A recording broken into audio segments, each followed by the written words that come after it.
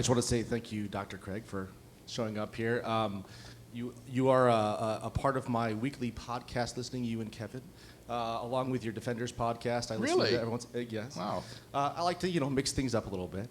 I have to say that I've been a apostate for about 5 years now, and one of the things that I wanted to ask you was, so you've presented a lot of evidence tonight for the historicity of the resurrection of Jesus.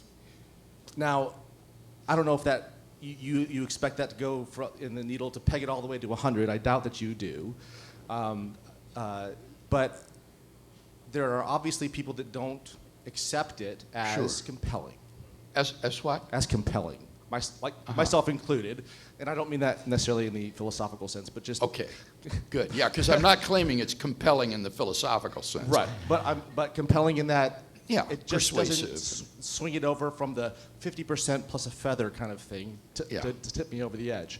So I would ask you, from the heart, what am I missing? What am I missing? What am I not getting? And Well, I'm not. gosh, isn't that a question I should ask you? That's probably true. I mean, you But would I'm be not the up one there. who would know. They don't want to hear that.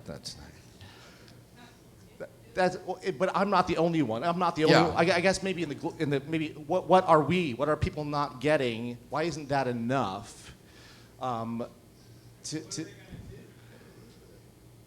Yeah. I mean, I think here, this gets into, again, all kinds of psychological and emotional factors. True. A person who has done what you've done, once been a Christian and now apostatized, that's such an emotional commitment and change of direction. Just slightly. That Just to reverse course and go back again is going to be, I think, really difficult and would take something very powerful. And I'm very encouraged and glad that you're here tonight and that you're listening to these podcasts. I think that's wonderful.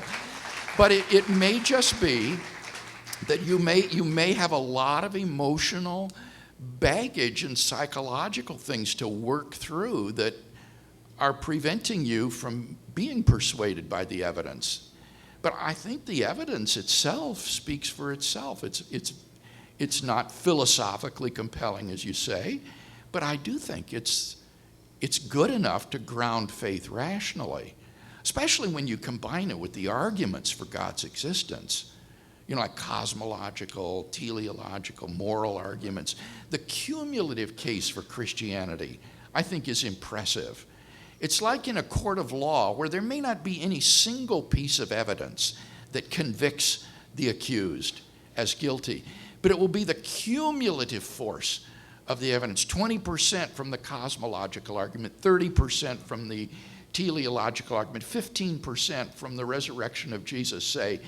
And even though none of those is over 50%, the cumulative force of the evidence can be such that it does provide a case that is compelling in the sense that you're well within your rational rights to embrace this. And whatever it was that led you to walk away from it in the beginning, maybe what you come back to won't involve some of those same offensive elements that troubled you. Maybe the Christianity you come back to will be a somewhat different shape that won't involve maybe, I'm just guessing, an abusive church situation or wooden fundamentalism or whatever it might be. I want to invite you to come back to what C.S. Lewis called mere Christianity. Oh, I know, yeah. Well, thank you for the work you've done, and I really appreciate you coming out tonight. So.